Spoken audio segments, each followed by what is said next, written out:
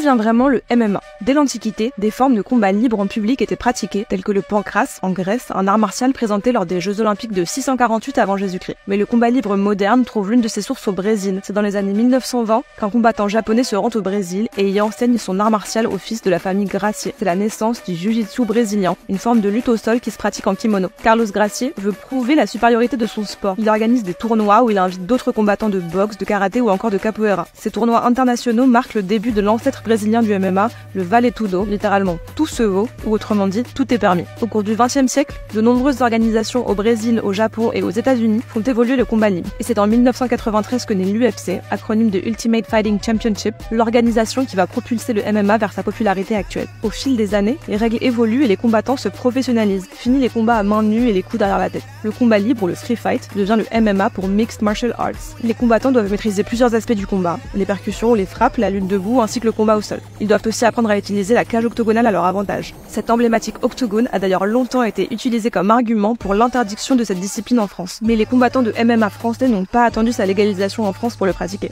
Déjà en 2018, Cyril Gane se distingue dans la catégorie poids lourd du TKO MMA à Montréal et devient en 2021 le premier Français à décrocher une ceinture de l'UFC. En janvier 2021, c'est Manon Fiorot qui se fait remarquer et débute à l'UFC en battant Victoria Leonardo par TKO. Le 14 mai 2021, l'Ares Fighting Championship organise son tout premier événement en France, marquant une étape clé pour le MMA et offrant aux combattants français une opportunité de briller à l'international.